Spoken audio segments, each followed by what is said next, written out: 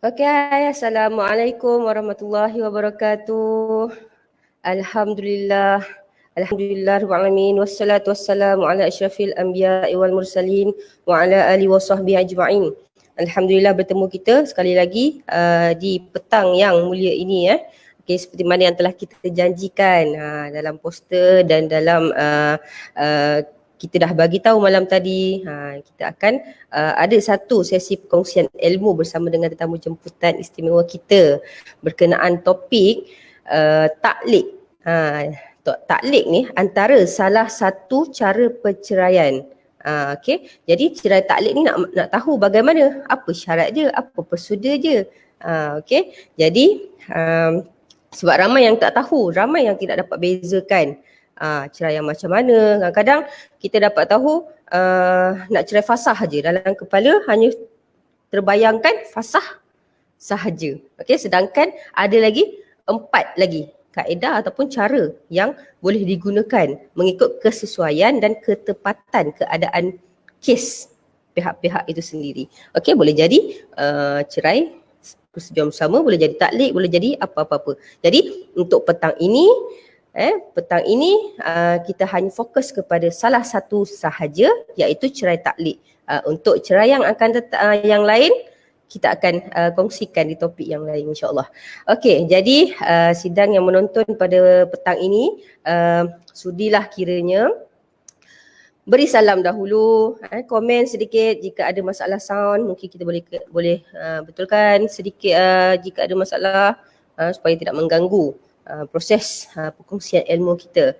Okey, jadi untuk menjamin ataupun mencapai matlamat saya dalam berkongsi ilmu ni, kongsikan juga kepada yang lain. Kita tak tahu, sikit sebanyak itulah asbab kita mendapat redha Allah, tambah-tambah di bulan yang mulia ini. Okey, baik.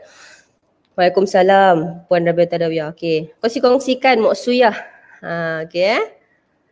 Okey, jadi kurang daripada 1 minit lagi InsyaAllah kita akan bersama-sama dengan tetamu jemputan kita pada petang yang mulia ini bagi mengupas dengan lebih lanjut apa itu taklid sebenarnya. Okey, jadi stay tune.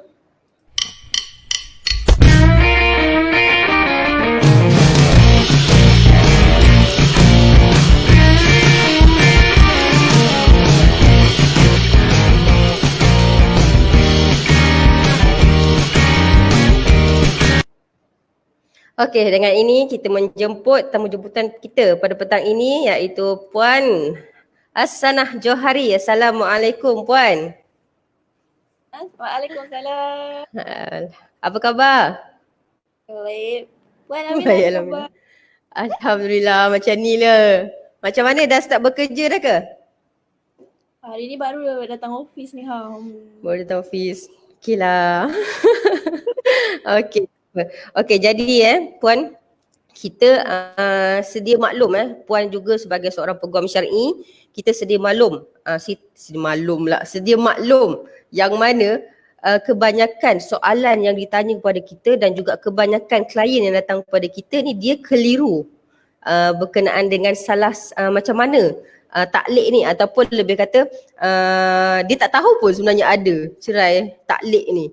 Yang dia tahu fasah. Kan? Betul tak Puan macam tu? Kan? Jadi cerai dengan fasah, dua tu cerai fasah itu sahaja. Sedangkan kalau contoh, saya ada satu kes yang mana dah kerap kali dituduh berzina tapi dia menggunakan pakai fasah. Sedangkan ada cara yang kaedah yang lain. Kan? Jadi benda yang boleh kita pendekkan tapi disebabkan kurang ilmu ataupun hashtag yang baru, kurangnya celik minda syar'i tu, jadi kes tu jadi panjang. Okey, jadi hari ni kita nak mengupas hanya satu sahaja topik dahulu Puan, iaitu cerai taklid. Okey, jadi sebelum tu saya ucapkan jutaan ribuan terima kasih dahululah kepada Puan Hasanah kerana sudi berkongsi live bersama dengan audiens penonton yang sedang melihat dan ataupun yang akan menonton di masa yang lain. Okey, insya-Allah. Jadi mungkin boleh Puan kenalkan diri dahulu kepada yang sedang menonton, insya-Allah. Silakan Puan. Bismillahirrahmanirrahim. Assalamualaikum. Nama diberi adalah Hasanah Siti Nur Hasnah binti Johari. Beramal di Selangor, wilayah Persekutuan, Melaka dan Negeri Sembilan. Dan sebelum tu saya nak mengucapkanlah terima kasih juga kepada Pak Amin kerana memberi peluang untuk kita berkongsi ilmu pada petang ini. Untuk tentang tajuknya cerai taklid Puan, maafkan saya. Ya. Okey. Setakat tu je lah. Okey, baik.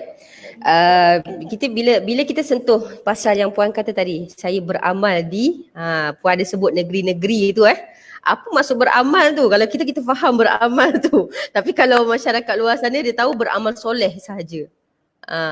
Kenapa kita guna terms beramal tu tadi, Puan? Oh ya ke? Maksud saya boleh di 4 negeri yang saya mention tu. Sebab kami ni sebagai pegawai. Puan Hasanah, ada komen lah.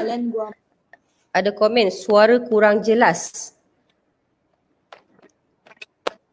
Oh, suara tak jelas Mungkin ada apa-apa yang Puan tengah on ke? Facebook ke apa ke?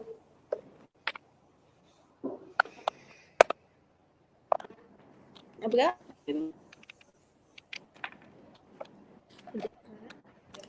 Suara tu kurang jelas. Suara siapa yang kurang jelas? Suara saya ke? Itulah suara siapa Puan Maisuri Zainal yang kurang jelas. Tapi kalau dekat skrin saya ni nampak macam Puan Hasanah yang jadi macam slow motion. Tak tahulah kalau saya pula.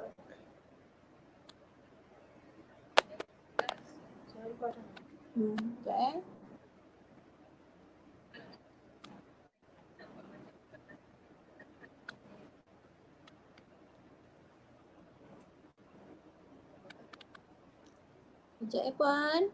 Okey, suara Puan Hasanah.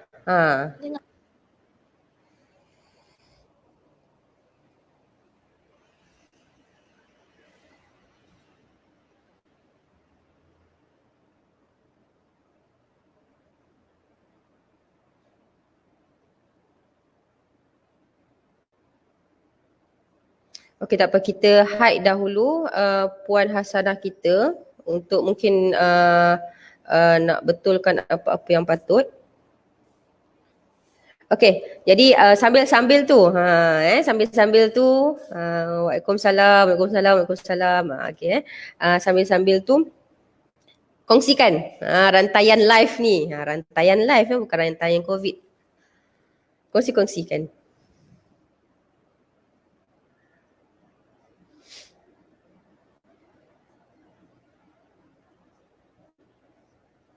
Semua apa khabar Saya harap semua dalam keadaan sihat walafiat. Dah kerja ke semua? Mana yang dah bekerja tu teruskan bekerja dengan semangat yang wajar. Tetapi kena hati-hatilah Sebab saya tengok kat luar sana ya Allah terlalu banyak kereta. Dah macam biasa. Kedai pun berhimpit-himpit orang dah macam biasa. Kita ni takut sebenarnya. Saya sendiri pun agak risau kalau nak ke mahkamah dalam keadaan yang belum okey lagi sepenuhnya ni kan. Okey.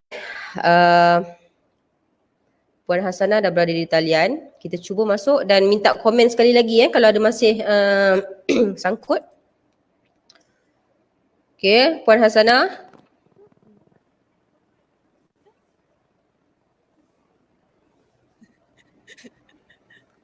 Hello? Tak nampak pula, gelap pula skrin. Kenapa gelap pula ni? Ya Allah. Kejap, saya sekejap. Okey.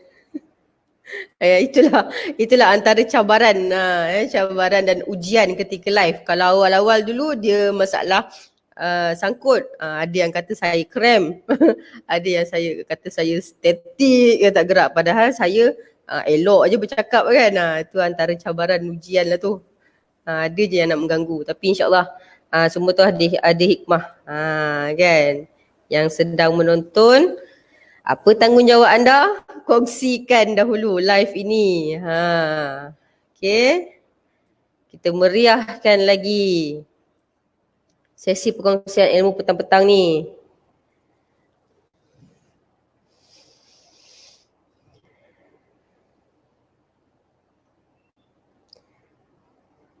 Saya just nak maklumkan sedikit info lah pada yang belum tahu lagi, Mahkamah Syariah dah buka dah buka, cumanya terhad kepada 5 kes sahaja. 5 jenis kes sahaja. 5 jenis kes yang kategorinya dalam keadaan mendesak. Maknanya boleh dah masuk mahkamah, tetapi terhad kepada 5 kes sahaja. Okey, sekejap kita masukkan Puan Hasanah. Okey, Assalamualaikum Puan. Waalaikumsalam. Ya Allah, dugaan. Tak ada. Okey, minta komen yang lain. Okey Puan. Tadi tak dengar sangat apa maksud beramal tu tadi. Kalau kita memang tahu maksud kenapa kita guna pakai perkataan beramal tu. Tapi kalau orang di luar sana tahu beramal soleh, macam saya dulu pun tahu beramal soleh je kan. Okey, boleh terangkan beramal di negeri-negeri itu amal apa tu Puan? Beramal ni macam kita ada lesen lah nak membawa kes ke negeri-negeri yang saya sebut. Okey, itulah maksud dia Sebab kita peguam syar'i bukan dia macam peguam civil yang kita dah masuk dalam bar boleh seluruh Semenanjung boleh beramal. Dia kita ikut negeri. Ya. Okey, baik. Okey, minta komen. Okey ke? Kalau okey, kita boleh teruskan Puan. Okey. Jadi kita dah Puan pun dah terangkan latar belakang Puan apa semua. Jadi kita teruskan masuk isu ataupun kita terus kupaskan topik asal kita ni tadi. Okey, mungkin boleh Puan kongsikan taklik ni apa? Kan kita tahu cerai, fasah. Tapi taklik itu kita tak tahu. Taklik itu macam mana? Ataupun lebih mudahnya apakah itu taklik? Kalau macam untuk memudahkan orang faham taklik ni apa? Dia umpamanya satu lafaz yang mensyaratkan. Okey, sekejap Puan. Ni ada Puan Nur Adilah. Hasanah, suara kuat sikit sebab slow dengan suara tu. Baik Puan Adilah, terima kasih kerana Okey, Cun. Okey, Cun. Okey, taklik ni untuk senang faham lah, dia satu lafaz yang dia menggantungkan atau mensyaratkan sesuatu kepada sesuatu yang lain. Jadi kalau dia ni syarat yang tu adalah untuk membatalkan pernikahan tu. Contohnya macam taklik kan, macam kalau kau keluar rumah akan jatuh talak. Dan taklik ini dia takkan berlaku perceraian time suami itu melafazkannya, melainkan apabila berlaku pelanggaran terhadap ayat lafaz tersebut. Ayat lafaz tersebut okey, boleh faham.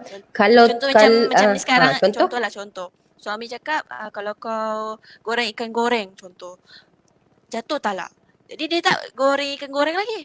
Jadi tak jatuhlah talak tu lagi selagi mana dia tak goreng ikan goreng itu. Gitu. Kalau dia steam ikan tu tak jatuh lah. Tak jatuh lah sebab dia spesifik kepada goreng saja.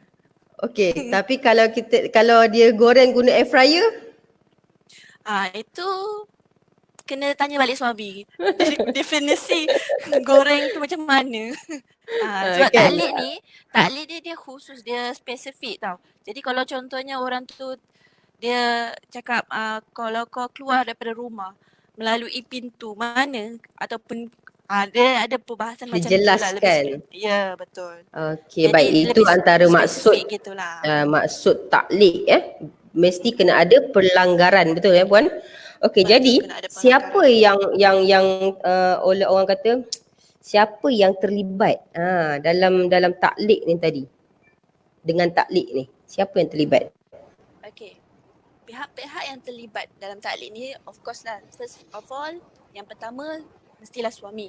Suami yang sah, yang telah akad nikah dengan pihak isteri. Dan yang keduanya adalah isteri tersebut lah, yang mana masih lagi sah sebagai seorang isteri kepada suami tersebut. Kalau pihak-pihak dah bercerai, tiba-tiba suami masih lagi lafaz lagi taklid lagi satu, itu tak jadilah. Macam tu. Okey, taklid ni dia boleh lafaz banyak kali ke? Kalau berdasarkan, kalau tengok keadaan puan. Sebabnya Tengok keadaan kan kalau macam keadaan taklid di kita kan, kalau ada dua keadaan, satu taklid melalui lepas akad nikah. Lepas je orang kita akad nikah, kita akan melafazkan taklid. Taklid tu di dalam sijil nikah setiap negeri ada. Contoh macam tu. Jadi bila kemudiannya tiba-tiba suami isteri bergaduh, contoh, saya suka bagi keadaan lah supaya lagi mudah faham. Betul. Kan. Tiba-tiba bila pihak-pihak bergaduh, lepas tu suami melafazkan taklid lagi satu. Jadi dia dah ada dua taklid. Mana satu nak guna sebenarnya? Itulah, itu questionnaire tu. Mana satu nak guna, iaitu mana satu yang dilanggar dulu. Okey. Ikut kepada dia langgar yang mana. Kalau dia lafaz taklid masa akad nikah tak bagi nafkah tu, dia langgar, maknanya sahkan yang itu dulu. Andai kata yang nafkah bagi, tak tinggal, tak cedera tubuh badan, tapi taklid yang dia kata contoh jangan kalau goreng ikan tadi dia langgar, maknanya yang itulah kena yang sahkan. Yang itulah dia pakai. Ya. Okey, baik. Sebabnya macam kita tahulah kan, macam sebenarnya taklid yang dilafazkan ini tidak boleh ditarik balik sampai bila-bila sehinggalah berlaku pelanggaran tersebut. Macam tu. So kena hati-hati lah, tak boleh lah main suka-suka lafaz taklid tu kan. Sekarang ni orang suka main lafaz. Sekarang ni saya ada terima aduan ni puan. Macam ni. Sekarang musim PKP, masa awal-awal PKP tu kan hanya seorang je dibenarkan keluar. Okey, si suami ni berebut dengan isteri nak keluar. Sebab suami ni nak keluar pergi beli rokok. Saya terima soalan ataupun aduan yang kata suami saya kata kalau esok kau keluar diam-diam pergi beli barang dapur, jatuh talak. Biar aku yang buat. So si isteri ni malah sebab suami tidur dah tak ikut timing. Okay, main game. Sudah kau nak tunggu si suami tu bangun, nak dekat asar. Jadi macam mana kan? Jadi keluarlah si isteri ni. Tu soalan dia. Macam mana puan saya nak kena macam mana, nak buat apa. Sudah pasal rokok. Okey, baik. Okey. Jadi bila kita dah tahu siapa yang terlibat suami dengan isteri sahaja puan Jadi apa syarat-syarat kepada lafaz taklid ni puan? Boleh puan kupaskan dengan lebih lanjut puan?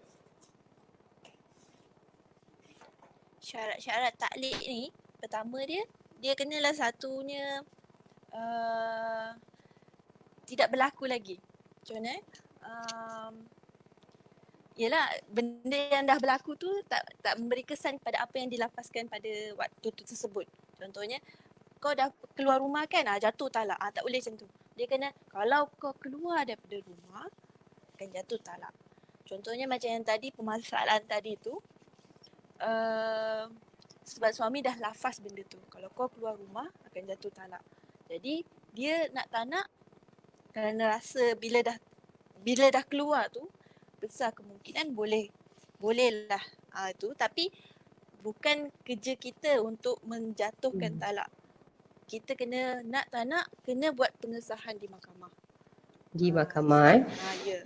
Sebab maknanya kalau kita nak refer dengan orang-orang, okey tak jatuh. Lepas tu kita, okey tak payahlah pergi mana-mana. Tapi sebaliknya hukum tersebut. Siapa yang sah, kita juga lah. Jadi itulah sebab ramai yang tanya kita secara direct. Puan jatuh tak talak sekian. Puan jatuh tak kalau lafaz macam ni puan? Puan jatuh tak? Saya rasa macam saya tak tahu lagi macam mana kita nak ketengahkan ilmu yang mana pengesahan tu hanya mahkamah sahaja yang boleh sabitkan. Kita sebagai peguam hanya nak mudahkan present depan hakim. Boleh jadi lafaz yang dilafazkan tadi itu boleh lagi diselamatkan rumah tangga tu. Boleh jadi pula disebabkan suami ni tadi tak mengaku, tapi dalam keadaan soreh lafaz tu tadi, mungkin boleh kita pisahkan. Setelah mahkamah sabitkan sah jatuh, betul tak puan? Inilah kegunaan peguam syar'i puan Kita sebelum masuk mahkamah, kita explain dengan orang, kita explain dengan klien macam ni. Tapi yang menentukan jatuh ataupun tidak adalah mahkamah. Ya, Contohnya macam ada klien tu tanya saya, perkataan lepaskanlah. Kalau kau ni jumpa lelaki tu, aku lepaskan kau. Jatuh talak ke tak? Jadi kita macam kita explain lah apa yang sepatutnya. Lepaskan tu bukanlah dalam lingkungan talak dengan juga cerai macam tu. Tapi nak tak nak memang kena pergi mahkamah. Sebab mahkamah je yang ada authority. Betul. Sebab si suami tu tadi dia ada macam ni dia boleh backup diri dia yang mana dia tidak berniat kepada perceraian. Dia mungkin dia kata dia lepaskan tu maksud dia pergi je lah, aku lepaskan kau pergi berjumpa. Itu maksud dia kan. Maknanya dua-dua belah pihak walaupun dah berlaku benda macam tu, sebaiknya rujuk kepada peguam syar'i dahulu. Betul puan? Betul. Dan bukanlah kita ni macam kena wajib rujuk dengan kita orang, tapi seeloknya rujuklah pada yang arif. Kalau rujuk kat media sosial ke, rujuk pada makcik bawang ke, dia jadi akan mengacau bilaukan pemikiran. Jatuh ke tak ni? Lepas tu siapa yang pening? Kita juga yang pening. Tapi kalau media sosial yang macam kita tengah live ni boleh tak puan? Ini memberi manfaat ilmu. Okey, baik. Okey, jadi taklik ni dia ada dalam berapa keadaan puan? Keadaan macam yang saya explain tadi lah. Satunya keadaan bila suami melafazkan taklik selepas akad nikah. Lepas majlis akad nikah tu suami melafazkan. Contoh macam yang biasa kat sijil nikah. Contoh ada yang tak kahwin lagi, yang sedang melihat ni ada yang tak kahwin lagi kan. Manalah tahu tiba-tiba saya tak nak lah lafaz taklik ni. Kita tak tahu sebab orang sekarang ni terlalu kreatif. Okay. Dia selalu normally lah lepas suami melafazkan akad nikah, maka mereka akan kena lafaz taklik ni untuk menjaga isteri. Contoh macam ayat dia macam sekiranya suami ini mengabaikan pemberian nafkah kepada isteri 4 bulan berturut-turut atau mengenai isteri, memberi kemudaratan kepada isteri, jadi isteri boleh membuat aduan kepada mahkamah untuk membubarkan perkahwinan tersebut. Contoh macam itulah. Lepas tu ada klien lah pernah tanya saya, boleh tak tambah ayat taklik dalam sijil nikah tu? Saya macam betul, tu biasa. Nak tambah nak lagi spesifik kan supaya suami tak boleh kahwin lain. Kalau kahwin lain tak talak. Betul. Normal macam tu kan, banyak kali kan. Jadi saya memberi pandangan, sekiranya ada persetujuan daripada bakal suami dan ada macam kita maklumkan kepada Tok Kadi dan Tok Kadi kata boleh, kita isi je kat borang yang kita akan sign nanti. Bagi yang belum kahwin tu, nanti kita akan sign tau. Lepas lafaz nikah tu kita sign. Jangan sign sebelum nikah. Sebelum nikah tak sah. Kita lepas sign. Dah akad aku terima nikahnya, baru sign, baru sah. Masa tu nak buat apa je taklik tambahan, dipersilakan. Tapi kena ada persetujuan dua-dua pihak lah. Okay, baik. Lepas tu itu satu keadaan. Lagi satu keadaan lagi yang pasal waktu selepas akad nikah dalam tempoh perkahwinan. Yang mana time gaduh. Selalu normally orang gaduh ni, saya tak faham lah orang zaman sekarang ni. Sikit-sikit gaduh, lepaskan aku. Kalau tak pun gaduh-gaduh, kalau keluar jumpa lelaki tu, aku jatuh talak. Keadaan normal macam tu lah, dua keadaan tu.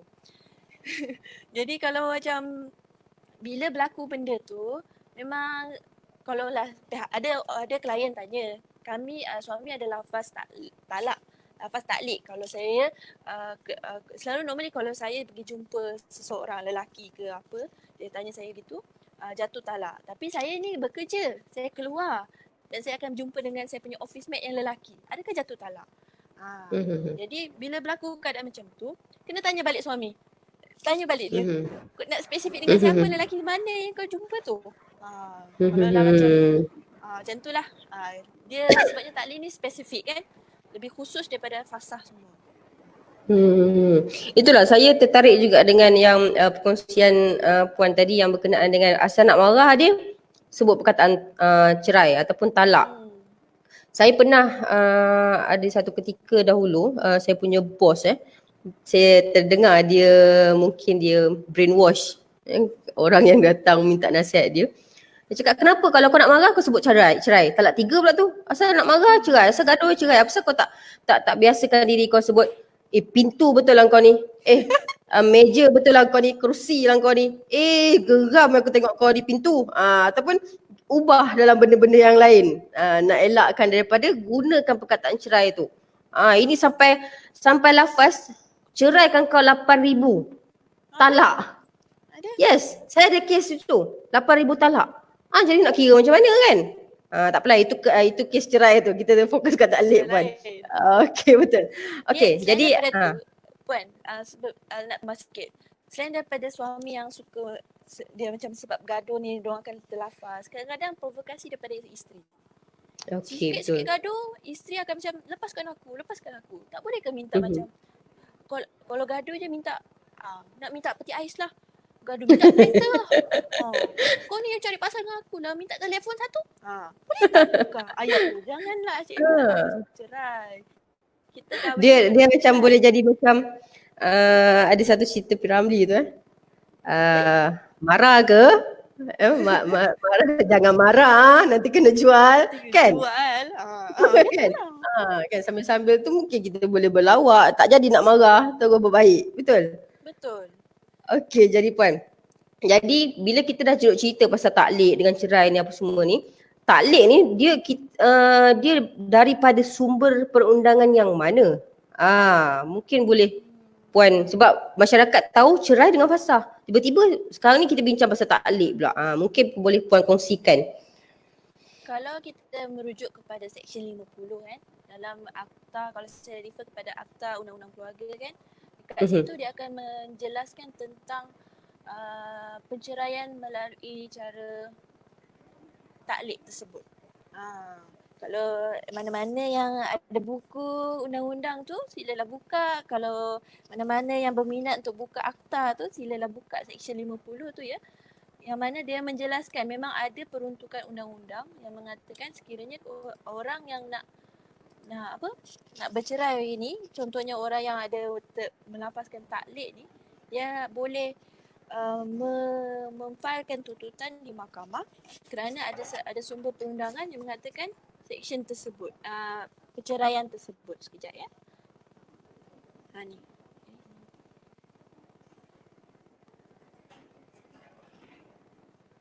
Seksyen 50, perceraian di bawah taklid ataupun janji. Jadi bila ada peruntukan ini menunjukkan bahawa selain daripada fasah ataupun cerai melalui persetujuan bersama ataupun tebus talak semua, perceraian melalui taklid ini juga boleh difailkan di mahkamah untuk pengesahan lah sama ada jatuhnya taklid tersebut ataupun tidak. Okey, ni saya kongsikan Seksyen 50 untuk rujukan yang sedang menonton. Nanti rajin-rajin tengok peruntukan undang-undang. Kita kan nak jadi tim celik minda syar'i. Jadi kita kena tahu daripada sumber mana kita rujuk. Betul? Okey ni tuan-tuan, enakmen Undang-Undang Keluarga Islam saya merujuk dalam Negeri Selangor. Seksyen 50, perceraian di bawah taklid ataupun janji. Okey. Mungkin boleh Puan bacakan sedikit Puan. Klausa 1 dan klausa 2 Puan. Okey, seorang perempuan yang bersuami boleh jika berhak mendapat perceraian menurut syarat-syarat surat perakuan taklid yang saya mention tadi yang dibuat selepas berkahwin memohon kepada mahkamah untuk menetapkan bahawa penceraian yang sedemikian telah berlaku. Satu. Yang kedua, mahkamah hendaklah memeriksa permohonan itu dan membuat sesuatu siasatan mengenai sahnya perceraian itu. Jika berpuas hati bahawa perceraian itu adalah sah mengikut hukum syarak, hendaklah mengesahkan dan merekodkan perceraian itu dan menghantar satu salinan rekod yang diperakui kepada pendaftar yang berkenaan dan kepada ketua pendaftar untuk didaftarkan. So bila ada berlaku sebarang pelanggaran taklid, memanglah hendak kita perlu wajib untuk pergi ke mahkamah syariat untuk buat pengesahan taklid tersebut. Dan mahkamah akan membuat siasatan lah. Dia akan tanya suami, dia akan tanya isteri, dia akan tanya secara spesifik macam mana berlakunya pelanggaran taklid tersebut. Okey Puan, saya ada terima WhatsApp ni. Suara Puan jauh. Suara Puan jauh.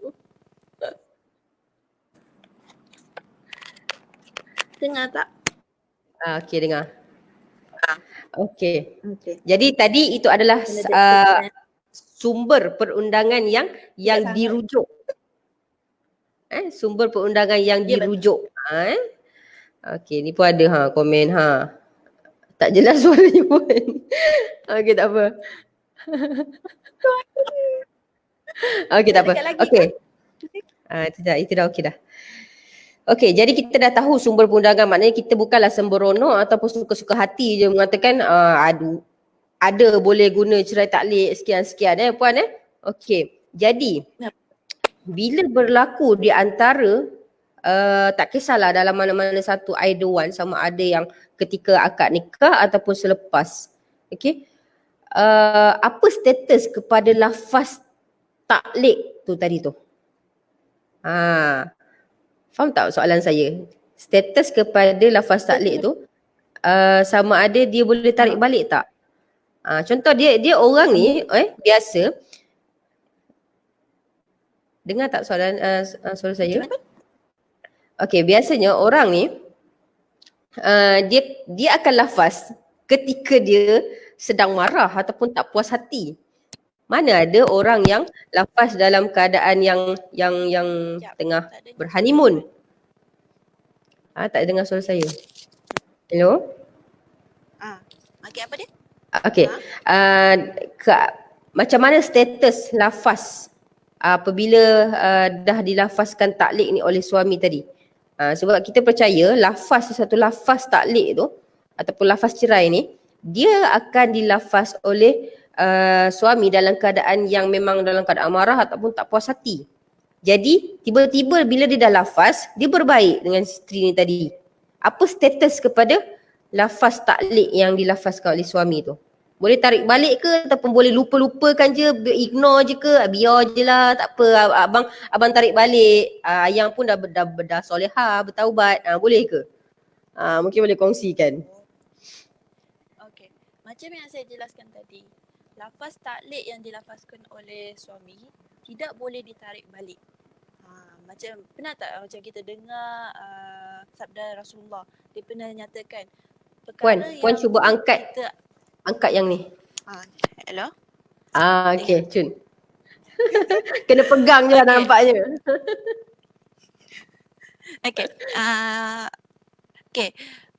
Lafaz taklid ni berdasarkan mazhab ulama yang mujtama, yang muktabar mengatakan bahawa lafaz taklid tidak boleh ditarik balik selepas dilafazkan. Sebab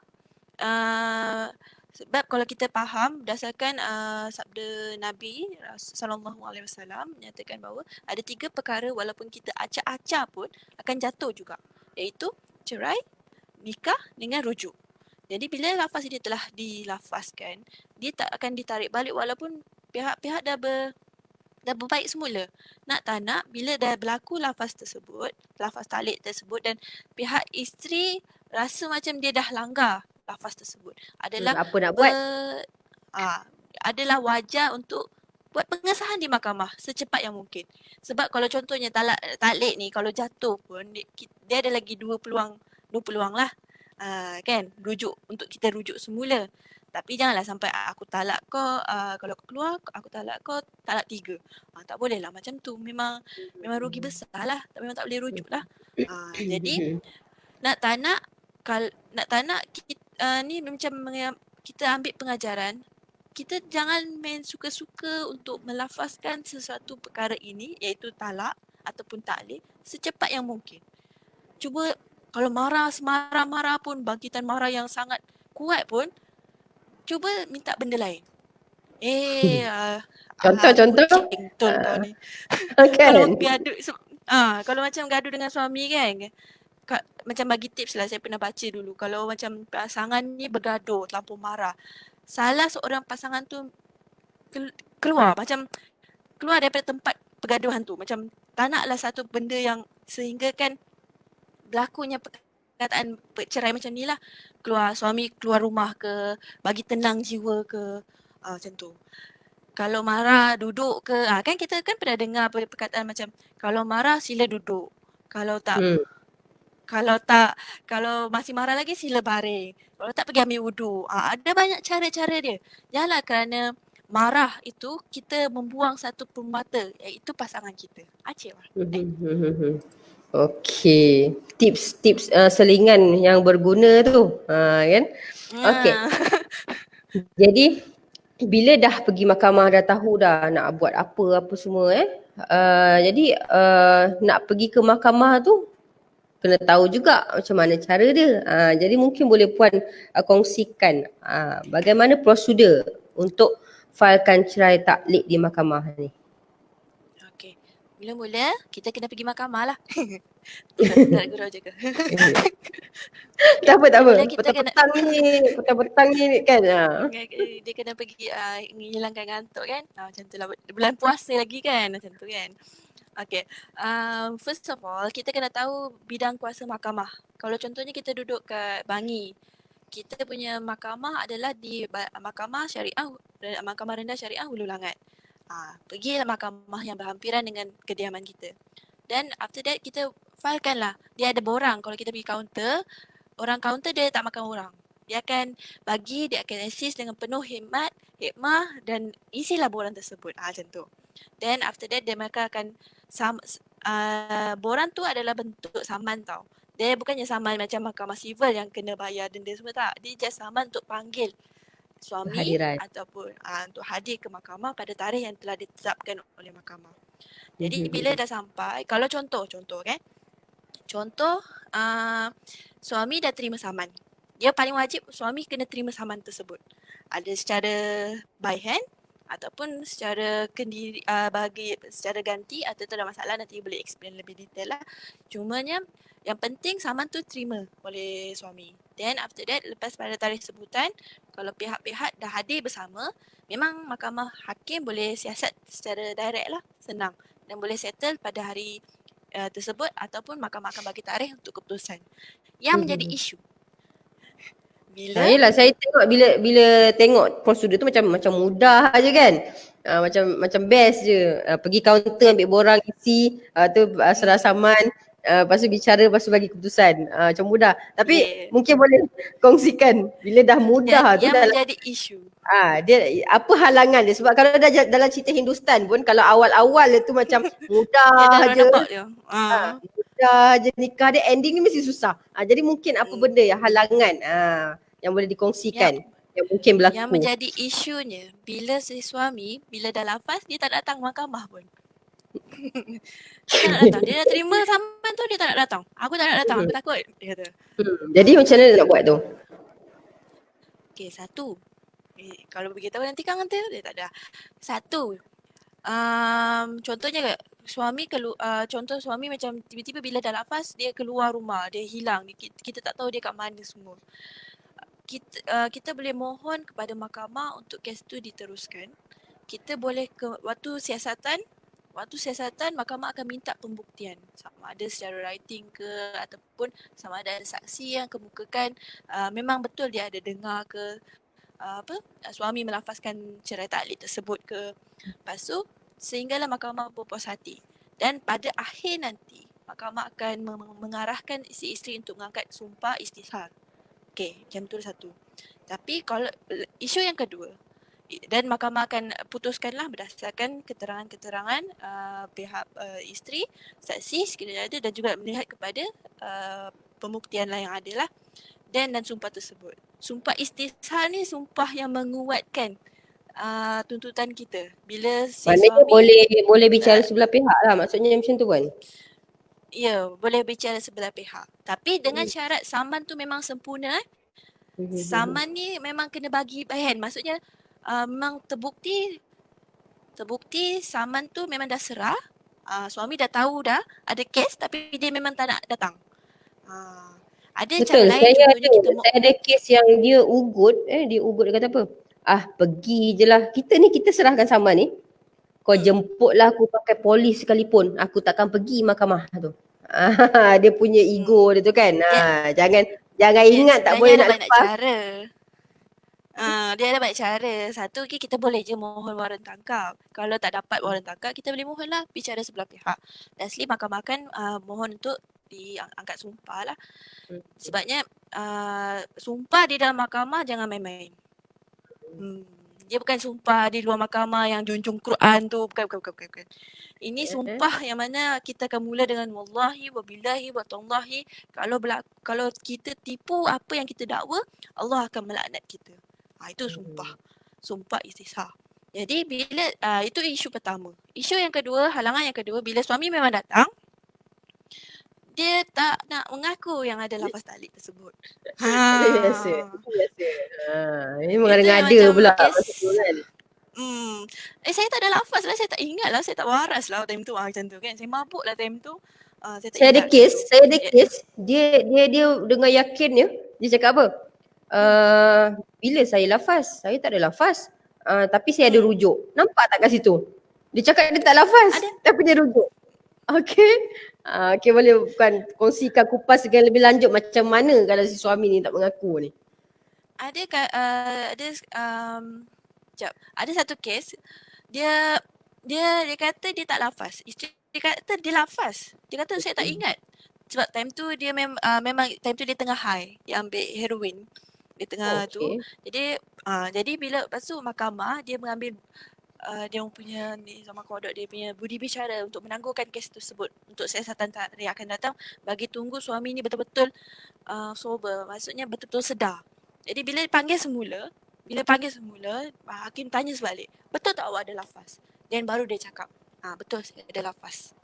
Maknanya Jadi bila ketika dia lafaz tu dia ambil ke ataupun waktu dia bagi keterangan tu dia sedang ambil? waktu yang saya faham, waktu yang klien tu cakap, waktu dia lafaz tu pun dia ambil. Lepas tu waktu di depan hakim pun dia ambil juga. Jadi hakim ni dia jenis yang hakim mahkamah syariah dia baik. Dia tak tangkap orang-orang yang ambil ni kan. Jadi macam tak boleh ambil tarikh lain. Lepas tu dia tanya memang dia lafaz lah. So memang dia jatuh lah sabit. Lepas tu kalau bagi suami yang tak lafaz, macam dia tak mengaku dia ada lafaz, mahkamah ambil pendekatan untuk suami tu mengangkat sumpah nahi. Sumpah nafi. Nahi tu itu tak. Nahi bongkar. Silap sumpah nafi. Sumpah nafi lah, mengatakan bahawa dia tak ada lafaz pun. Jadi bila mahkamah mendapat sumpah nafi tersebut daripada suami, jadi mahkamah akan putuskan pihak tak ada lafaz tersebut dan pihak-pihak masih lagi suami isteri lah. Tapi bila dia dalam pengaruh ubat tu tadi, mungkin boleh guna pakai yang mana lafaz tu bukanlah dengan rela hati, dia di bawah pengaruh something kan.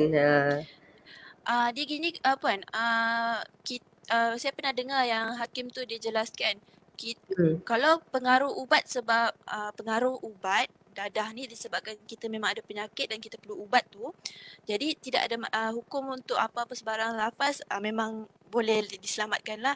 Tapi kalau lah dia yang memilih untuk ambil ubat tu, seorang penagih dia pilih untuk ambil ubat tu, jadi maksudnya dia memilih untuk membuat maksiat tersebut, jadi kiranya masih lagi boleh jatuh. Okey, baik. Sebab dia pilih untuk jadi tidak waras. Betul. Kan kat situ kita dah kalau tak taklid pun kat situ dah isteri ni boleh guna pakai cara yang lain untuk menuntut pasal disebabkan ambil benda yang terlarang tu tadi. Betul. Okay, Normally bila berlaku keadaan macam ni, isteri akan file lagi cerai lain lah. Sebab dia memang tak ada tahu hati lah dengan suami macam ni. Dia takkan ni lah kan. Okay, jadi ada halangan lain lagi tak Puan? Dia ada 2 tadi tu. 2. Dan satu lagi bila contohnya kekurangan saksi, yang seterusnya bila keterangan tidak konsisten. Doib. Dia macam buat lupa. Mula-mula dia cakap ada ya suami saya lafaz. Lepas tu bila dia tulis kat dia punya tuntutan, dia kata suami dia lafaz macam ni. Contohnya suami saya lafaz nama isteri tu, aku ceraikan kau talak, kalau kau keluar rumah aku ceraikan kau talak 1. Lepas tu tiba-tiba bila depan hakim tanya, dia tukar dah kenyataan dia. Dia dah bercanggah kat situ. Jadi macam mana? Mana satu nak pakai kan? Itu pun salah satu halangan lah. Macam mana boleh terima ataupun boleh jatuh ataupun tidak apa nama dia? Lafaz talik tersebut. Yang Sebab seterusnya bila lagi apa Kak? Apa dia? berkenaan dengan tak konsisten tu, saya ada masa tu saya di mahkamah, bukan kes saya tapi saya mendengar kes yang orang lain punya.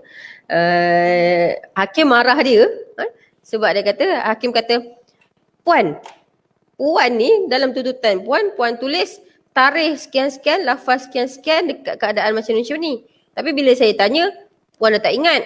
Bila saya suruh puan tengok balik tuntutan puan kata bukan. Jadi macam mana ni? Sudahnya hakim tangguh terus kes tu. Jadi kat situ yang antara halangan. Dia tangguh. Kalau Dia hakim kata yang saya betul-betul betul-betul ni dia buang terus kan. ya betul. Boleh buang. Boleh buang sebab dia dah lari. Sebab dia plaintiff waktu itu. Kan? Keterangan kena konsisten lah.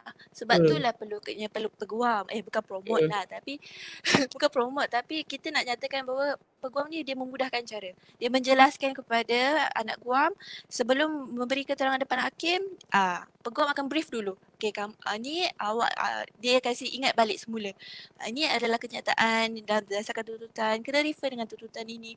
Jadi dalam masa sama anak guam tu akan rasa macam dia akan rasa tenang, dia taklah, sebabnya saya faham banyak orang akan bila depan hakim dia punya aura dia tu hakim tu kita dah lupa. Kita aura yang 19 20 semua tu terus tak ingat dah apa nak cakap depan hakim. Jadi bila ada peguam kat sebelah, peguam dia assist tolong. Okay, ni ayat yang dilafazkan oleh suami. Macam tu.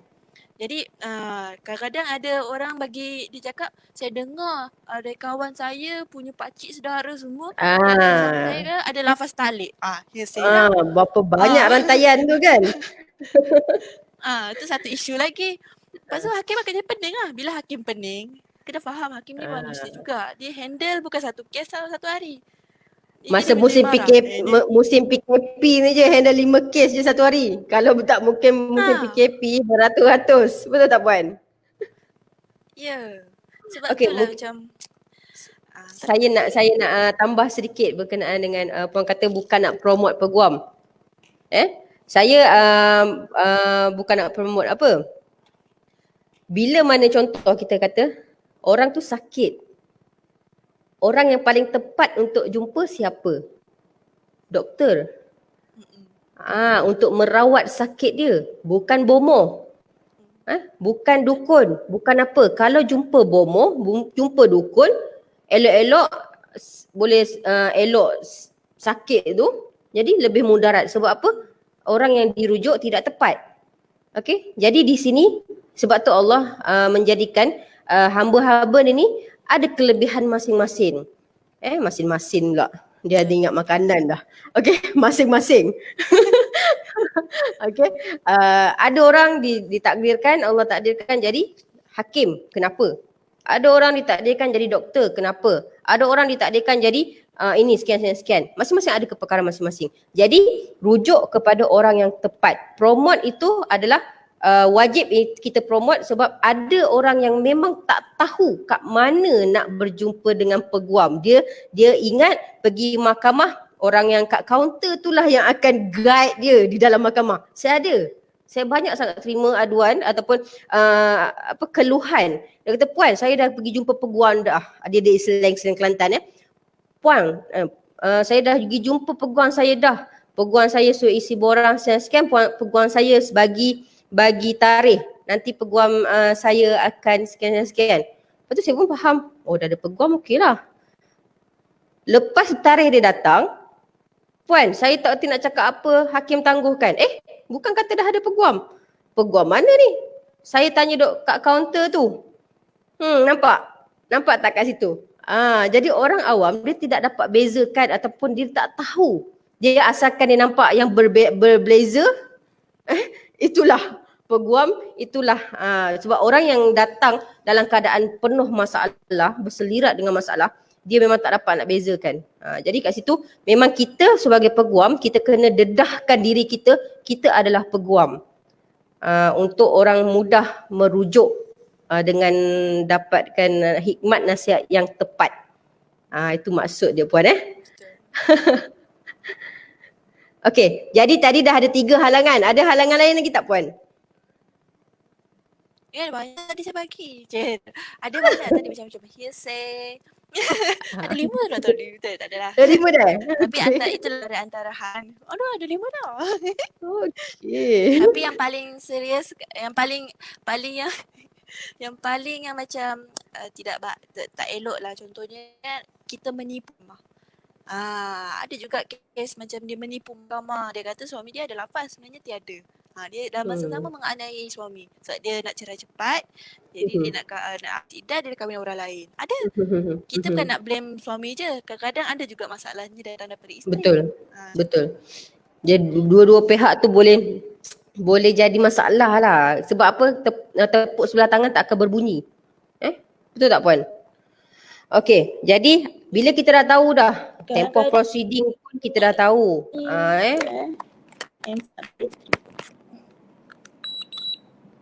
Hello? Dengar ke? Hello? Dengar. Okay. Okey.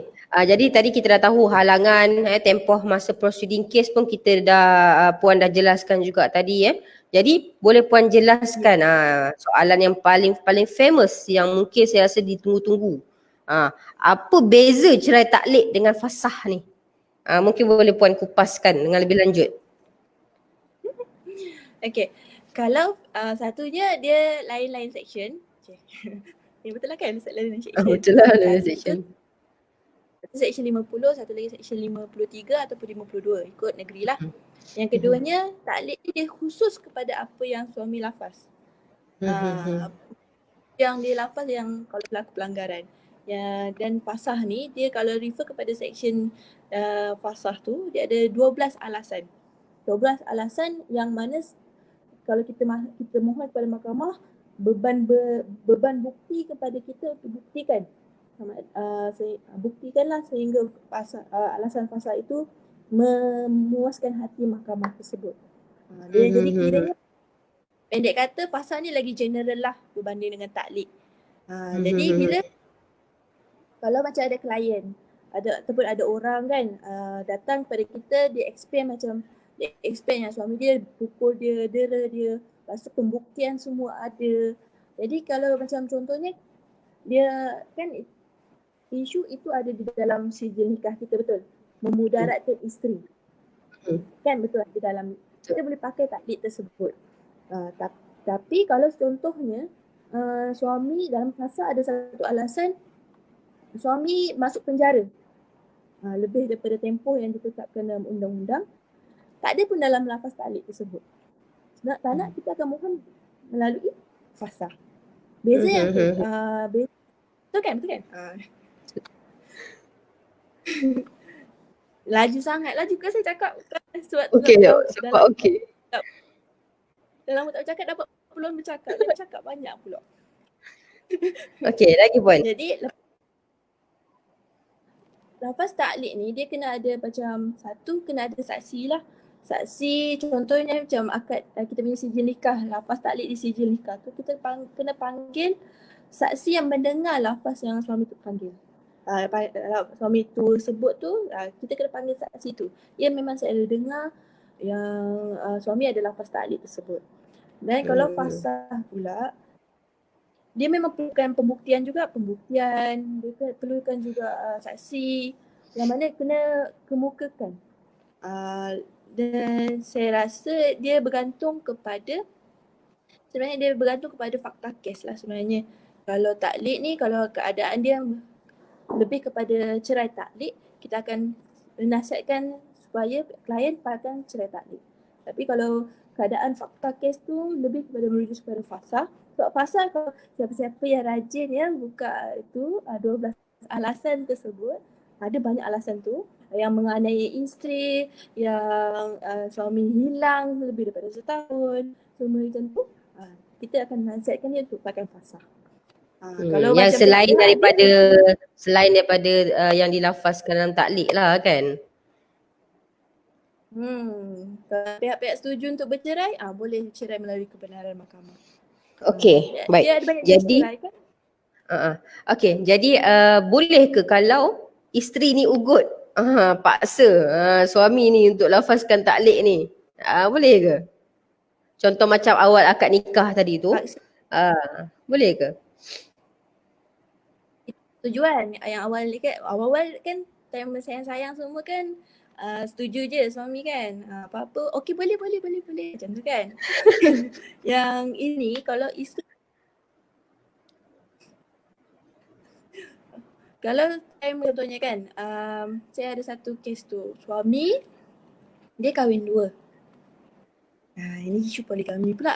Tapi dia kahwin dua. Isteri pertama isteri pertama dia tak redha dengan suami kahwin isteri yang kedua. Lepas tu isteri pertama dia pergi filing case kat mahkamah untuk bercerai dengan suami. Suami tak nak bercerai. Dua-dua dia sayang. Jadi dia lepas tu isteri pertama ni dia ugut lah. Kalau saya boleh tarik balik kes dengan syarat abang dia ceraikan isteri yang kedua tu. Suami ni macam serba salah lah kan. Itu kira macam paksa lah. Dia cakap okey lah. Tapi bila isteri tarik balik kes tu, suami tak cerai pun isteri kedua. Macam tu. Jadi bila dalam keadaan itu, kita kena faham kuasa talak di bawah kuasa suami. Dia atas pilihan suami. Dan si isteri ni memberi paksaan kepada suami. Suami tak boleh lafazkan taklid tersebut. Jadi kiranya macam tak valid lah taklid tersebut sebab bukan daripada kehendak suami sendiri, dipaksa. Macam under duress lah. Contoh macam bayangkan kalau senang kan, contoh paling senang orang acukan pistol kat kepala kita. Mesti kita akan ikutkan apa yang dia nak kan. Macam ni juga macam keadaan yang klien dia memang sayang kat dua ni. Dia tak nak bercerai pun. Jadi atas untuk menjaga masalah yang lebih besar, dia paksalah bersetuju. Tapi ayat dia okeylah setuju je. Dia tak cakap pun. Saya ingatkan demi menjaga maslahah ataupun ni dia ceraikan dua-dua. Saya ingatkan tu. Ya, ada dia. Okey baik. Tapi boleh ke kalau isteri cakap bang kalau abang contoh kalau abang tak bagi saya duit nafkah lebih bulan ni, kita cerai. Abang bukan suami saya lagi. Boleh ke? Macam mana tak dengar? Okey, contoh macam ni. Abang kalau tak bagi saya duit lebih bulan ni, kan dapat BPN, kan dapat itu, dapat ini, bantuan PKP. Tak bagi saya lebih bulan ni, abang bukan suami saya lagi. Boleh ke? Macam saya jelaskan tadi lah, lafaz tu kena lafaz daripada suami, bukan isteri. Macam saya memang tahu sebab di luar sana dia terlalu kreatif, jadi dia tak tahu keadaan macam tu kan. Contoh macam ada je yang kita bercerai. Kalau abang tak penuhi keinginan saya, kita bercerai. Kan? Itu mungkin kaedah lain. Jelas tak soal saya puan? Boleh jelas sikit. Dia macam sekat-sekat sikit tapi saya dah faham. Dia macam ni, kita sebagai peguam, kita boleh explain kepada mereka. Kita macam boleh nampak kes tu pergi ke mana. Tapi nak tak nak, yang akan memutuskan sama ada sebabnya kita ni macam ada satu perasaan macam ragu-ragu betul ke jatuh ke talak ke. Jadi untuk dapatkan kepastian tu yang padu, kena pergi mahkamah lah. Okey baik. Puan, kita ada soalan-soalan okey ni. Puan Laila Lokman, kalau kes perceraian secara taklid, berapa orang saksi perlu dikemukakan?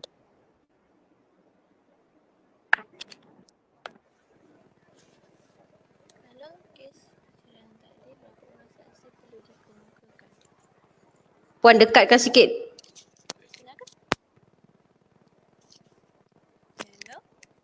Hello. Hilang pula suara. Dia jadi kejap ada, kejap tak ada. Dia tak bagi saya jawab kot. Okay, clear.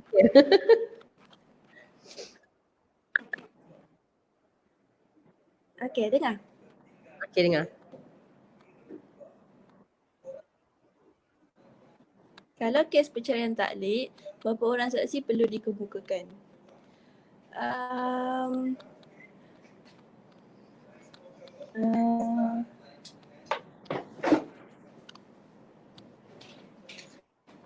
selalunya kan, kalau kebiasaan syarat untuk kita kemukakan saksi di mahkamah, selalunya dalam 2 orang lelaki. Syarat yang macam yang biasa dipraktiskan lah, 2 orang lelaki yang kompeten untuk memberi keterangan. Kompeten ni maksudnya dia tak adalah macam dia tak adalah, dia waras, dia keterangan dia boleh dia bukan anak kecil, macam tu lah.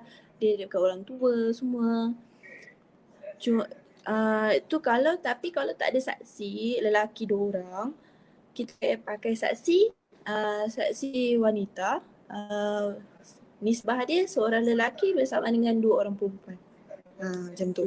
Dan kalau macam cerai taklik ni, commonly kita akan panggil saksi yang mendengar apa nama?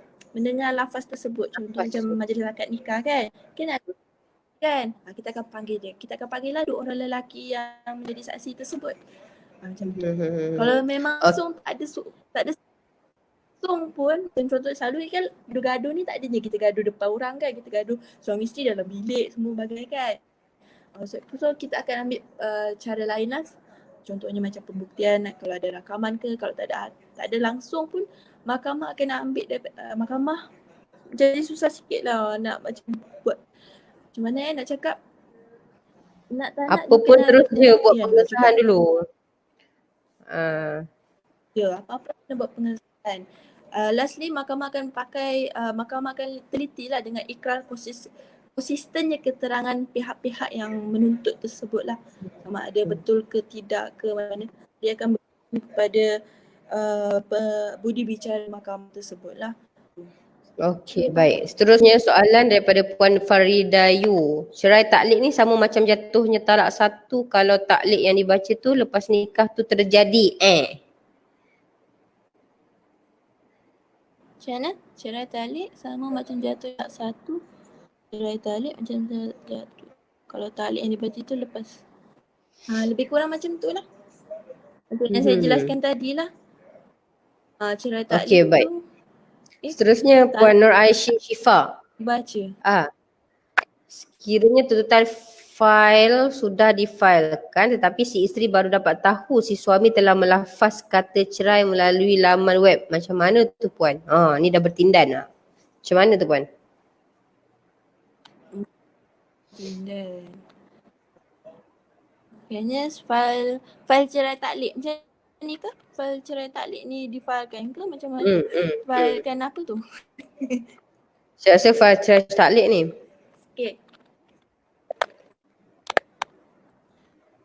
Okay, bila contohnya macam pernah ada je macam ni. Bila suami, isteri dah failkan permohonan cerai taklik, lepas tu tiba-tiba dia ada satu fakta baru. Fakta baru iaitu suami dah lafaz cerai betul-betul di luar. Jadi tak ada masalah, boleh maklumkan kepada mahkamah. Boleh maklumkan kepada mahkamah lah, bagi tahu yang ada lagi satu ada tambahan. maksudnya ada lagi satu keadaan yang mana suami dah lepas. Jadi mahkamah hakim siasat lah, hakim akan tanya suami macam mana keadaan. Jadi hakim akan putuskan berdasarkan 2 keadaan tersebut lah. Kalau lafaz taklik tersebut jatuh dan juga jatuh, lepas tu dia lafaz lagi benda kali, jadi kiranya 2 kali jatuh lah.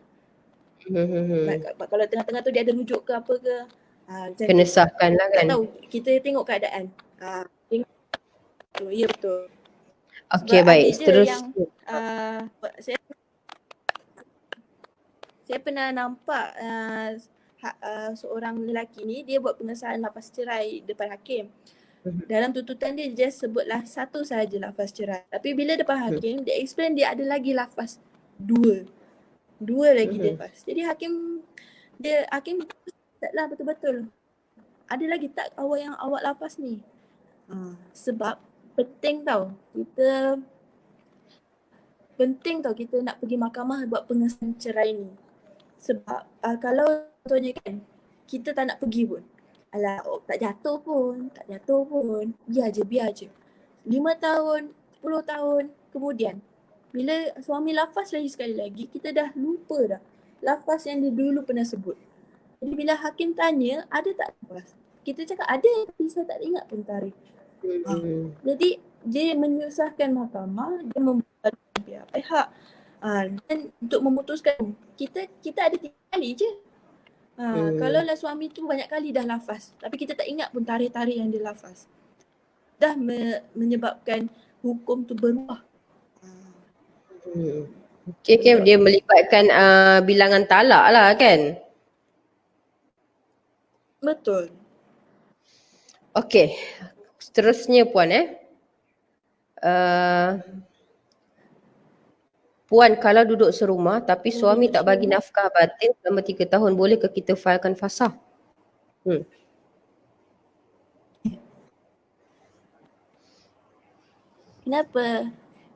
Kenapa nak pilih fasah? Kenapa orang suka pilih fasah? Fasah adalah satu, bagi saya lah, saya tak tahu orang lain lah. Saya bagi pendapat saya, fasah ni adalah satu kes permohonan cerai yang berat untuk kita kemukakan di mahkamah. Lebih-lebih lagi kalau nafkah batin. Adakah Puan sanggup untuk menceritakan nafkah batin di hadapan semua orang? Tapi tapi mungkin saya boleh tambah sikit Puan. Dia ada 2 cara sebenarnya. Kan tak? Kan Puan? Dia ada 2 cara. Satu, jika satu matlamat perkahwinan tu tidak capai. Putus lagi ke? Ya, putus lagi suara. Cemburu sangat lah ni dengan kita petang ni tu tak? Hello? Pada hilang-hilang lah suara. Itulah. Okey, tak apa, teruskan Puan. Cumanya dekatkan sikit mic ni dekat. Hello? Hello Puan. Hello. Dengar ke? Saya dengar. Dengar saya? Hello. Hello. Hello. Hello. Hai. Tak dengar. Teknikal sungguh petang ni. Dengar. Dengar Okey. Macam mana Puan? Ya, untuk Puan kalau duduk serumah tapi suami tak bagi nafkah batin. Dia macam ni Puan. Kalaulah satu perkahwinan itu tidak mencapai tu matlamat perkahwinan, sudah tentu suami dan isteri, suami macam ni, dia macam ada something wrong, hati dia yang menyebabkan dia tak nak bersama dengan isteri. Jadi ambil pendekatan untuk selesaikan dengan cara baik. Kalau boleh kita selesaikan dengan cara baik. Sebab kalau dia dapatkan fasah, satu, fasah bukti yang kuat, bukti yang kukuh. Yang kedua, dia melibatkan perbicaraan yang penuh. Okey. Proceeding untuk kes fasah lagi panjang beban proceeding kes cerai yang lain. Jadi bergantung dengan kerumitan kes tersebut lah. Ya, betul. Atau boleh sikit saya tambah sikit Puan, boleh? Tak dengar. Boleh saya tambah sedikit untuk soalan ni Puan? Boleh. Okey, sekiranya saya kalau saya menerima satu kes yang berkenaan dengan nafkah batin yang tak diberi, lebih-lebih lagi dalam tempoh yang memang lama ni selama 3 tahun ni, kalau saya akan teruskan dengan memfilekan fasah. Kerana apa? fasah ni untuk nafkah batin dia cukup memadai tempoh 1 tahun. Jadi bila mana dah tempoh 3 tahun dia memang dah boleh pergi jauh dah. Dia memang dah boleh pergi dah. Okay, itu kalau saya lah, kalau anak guam di pihak saya memang saya akan cadangkan untuk failkan fasah dan kita akan cuba untuk bicara secara tertutup sebab melibatkan nafkah batin. Okay, clear Okay, next soalan puan Boleh. Okay, Puan Roslina Sinin. Kalau tak duduk serumah dengan alasan dihalau suami selama 3 bulan dan tak bagi nafkah zahir batin, boleh tuntut fasah ke? Kalau yang ini, macam mana Puan? Kalau tak duduk serumah dengan alasan dihalau suami selama 3 bulan, bagi nafkah boleh tutup fasah ke? Kalau macam ni, keadaan macam ni, kita failkan taklid pun. Sebab dia melibatkan apa yang kita lafazkan sijil. Kita lihatlah kalau kita dah kahwin lama, saksi-saksi pun dah lama dah pergi, kita baru akan failkan fasah lah. Dan baru kita kena buktikan lah setiap satu ni pemberian nafkah zahir, macam mana nak buktikan nafkah batin tu. Sebab dari peruntukan undang-undang dia ada kan berapa tempoh yang kita boleh filekan, kita boleh kemukakan alasan fasah tersebut lah. Contohnya macam sekejap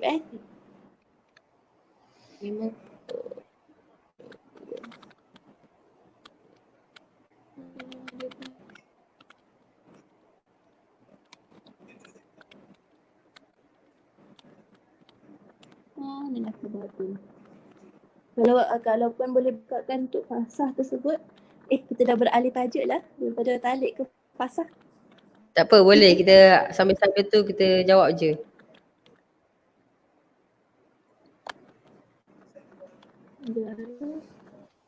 Atau nak saya jawabkan Puan?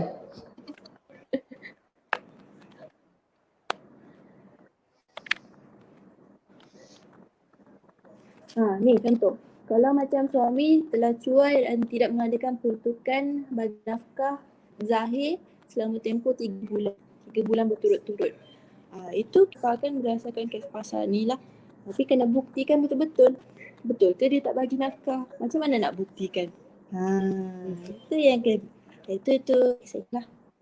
Okay. Tapi untuk yang nafkah batin tu fokus untuk fasah tak sesuai Puan Roslina sini, sebab untuk fokus kepada nafkah zahir batin, nafkah batin dia perlukan tempoh 1 tahun jika nak mengguna pakai tuntutan fasah tadi. Tapi untuk nafkah zahir memadai tempoh 3 bulan berturut-turut.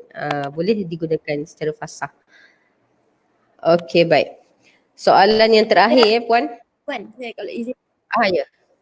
Sekejap Puan, mohon izin untuk ya. Ada satu keadaan yang mana suami dia sengaja untuk menganiaya isteri. Dia menganiaya isteri, dia bagi nafkah 2 bulan. Contoh nafkah 2 bulan, 1 bulan nafkah, 2 bulan dia tak bagi nafkah. Dia sengaja. Masuk bulan 4 dia bagi lagi nafkah. Sengaja untuk mempermain-mainkan isteri dia. Tak tahu kenapa, dalam hidup dia saya tak tahu. Yang itu kita boleh masuk kategori menganiaya ataupun menyebabkan kehidupan isteri itu teraniaya. Kita boleh explain yang sebenarnya ini sengaja untuk menganiaya isteri. Kiranya macam nak cuba untuk buat gantung tak bertali lah, tapi sebenarnya tak. Boleh je. Tak ada dalam penulisan saya isu tu tak bertali. Apa nak jadi? Okey, baik. Soalan yang terakhir. Okey, saya Syah ni apa ni saya? Saya tak nak ceraikan isteri saya sebab saya masih sayang dia, tapi isteri saya tinggalkan saya. Sekarang isteri tinggal rumah lain, hanya balik seminggu sekali untuk jumpa anak. Saya tetap setia tunggu isteri pulang untuk berbaik semula dengan dia. Nafkah batin dan nafkah makan memang saya tak ada bagi. Baik, jadi soalannya apa Encik Azman Awang? Tak ada soalan ni. Apa yang soalan dia? Tak apalah, kita tunggu soalan daripada dia. Apa tu? Okey, jadi semua soalan kita dah jawab. Kalau ada lagi soalan daripada Encik Azman tu mungkin kita akan cuba jawab kemudian. Okey, kita pun dah live selama 1 jam 16 minit. Okey, mungkin boleh Puan akhiri sedikit kata-kata akhir ataupun nasihat khusus kepada wanita dan yang sedang menonton siaran live kita pada petang ini. Silakan Puan. Okey. Terima kasih. Apa yang nak cakap tak banyak lah. Cuma saya nak menyuruh kepada semua orang. Sampai-sampaikanlah. Kalau boleh, cerai ini ayat yang terakhir lah. Kalau nak bergaduh sekalipun, ayat terakhir lah. Lepas taklid ke, minta cerai ke, kita mohon di paling akhir tak ada kesusahan, bila tak ada penyelesaian semua, then berbincang elok-elok, settlekan di mahkamah. Bagaimana nikah awal cara baik, so lepaskan diri kita ni dengan suami pun cara baik. Tu satu. Kalau gaduh juga, mintalah benda lain. Minta kereta, minta telefon, minta anak. Kan terus baik terus tu.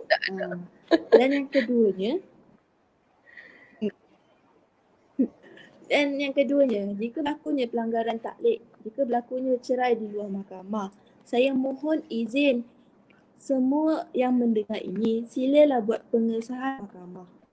Bukan mahkamah sivil, mahkamah syariah yang melibatkan kita lah sebagai orang Islam. Kerana yang hanya ada berautoriti adalah mahkamah syariah je. Kami peguam syar'i, kami tak ada autoriti. Kami pemudah cara. Membantu pihak-pihak, kami bantu anak guam dan kami bantu mahkamah untuk faham keadaan anak guam. Jadi itu dua benda yang saya nak bagi tahu pada semua orang siapa yang menonton ini. Moga perkara ini kita bukan apa-apa, kita faham dan juga kita kalau ada keraguan ke apa ke, kita refer lah pada yang arif tentang perkara ini. Itulah lebih kurang.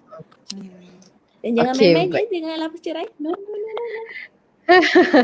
Okey, baik. Jadi saya percaya perkongsian hari ini cukup jelas dari segi saya sendiri pun dapat ilmu dan juga yang sedang menonton dan akan menonton juga insyaAllah boleh sedut ilmu tu. Okey. Jadi saya apa sekejap Puan jelas tak suara saya? Macam tadi? Dia macam sekat-sekat pula. Okey, jadi kita akhirilah. Jadi saya mengucapkan ribuan dan jutaan terima kasih kerana Puan sudi berkongsi di teratak kecil saya ini di petang yang mulia ni. Bukan senang kita nak berkongsi waktu puasa, petang pula tu masing-masing dia mengantuk, ada yang haus, lapar, semua macam-macam emosi. Tapi yang menonton bersama dengan kita memang mantap. Sebab dia tak kira masa, dia tetap juga bersama dengan kita untuk menuntut ilmu, memang terbaik. Okey, jadi mungkin kita akan berjemput lagi Puan di sesi yang akan datang. Boleh Puan Boleh, insyaAllah. Okey, baik. Jadi kan? Jadi Puan kalau dah start bekerja tu stay safe juga jaga penjarakan sosial. Okey, kita jaga kita lah. Okey, sehingga bertemu lagi Puan. Terima kasih banyak Puan. Assalamualaikum. InsyaAllah. Assalamualaikum.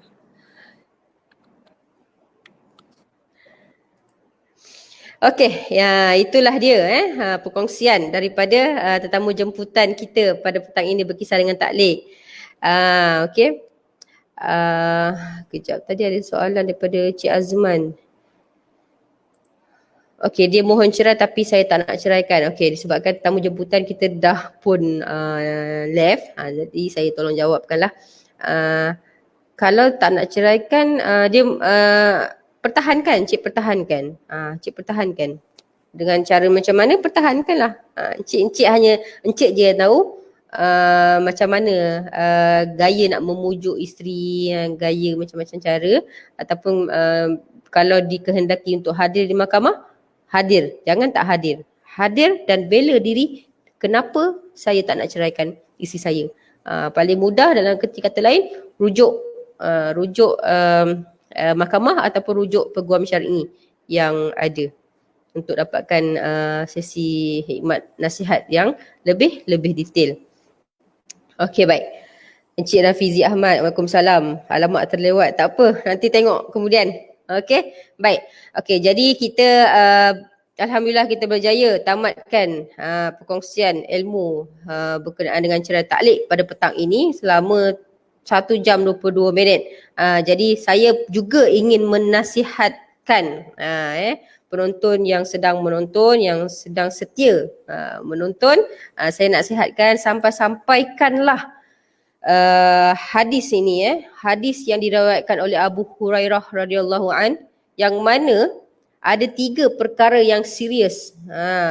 Apa dia? Salasun jidduhun najid wahazluhun najid, an-nikah wa talaq wa raj'ah.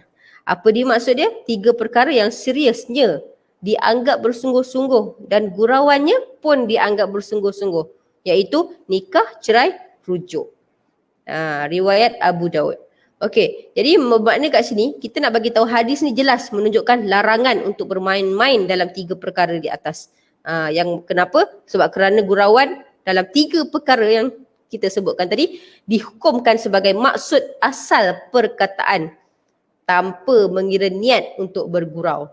Jadi sebagai umat Islam, sebagai tim celik minda syar'i, kita perlu sedar dan tahu batas-batas gurauan. Batas-batas gurauan suami isteri ni. Jangan sesekali gunakan perkataan cerai tu. Islam tak larang kita nak bergurau secara umum. Namun setiap sesuatu tu ada had dia, ada batasan dia. Jadi tak semua perkara boleh untuk kita bersenda gurau. Okey, jadi itu nasihat saya yang paling perlu dititik beratkan. Jangan buat main. Saya mohon jangan buat main perkataan cerai.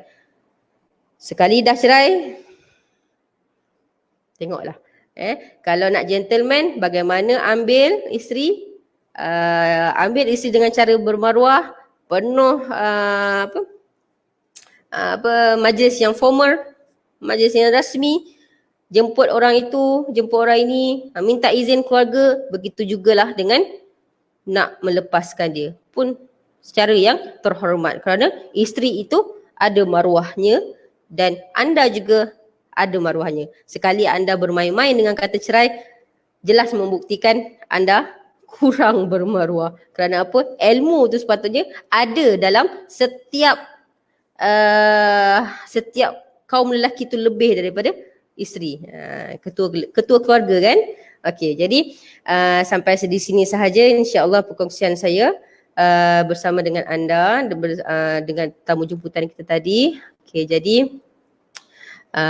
kita jaga kita lah, kita jaga kita, stay at home. Mana yang dah kerja tu, kerjalah, tak payahlah nak stay at home. Mana yang kerja tu, jaga diri, stay safe. Moga kita berjumpa lagi di slot yang akan datang insya-Allah esok. Kita tunggu, nantikan info lanjut berkenaan dengan esok insya-Allah. Teruskan menuntut ilmu, teruskan mencari ilmu untuk kita kekal menjadi tim celik minda syar'i insya-Allah. Okey, sehingga bertemu lagi di hari yang lain esok insya-Allah. Sekian, wabillahi taufik wal hidayah. Assalamualaikum warahmatullahi wabarakatuh.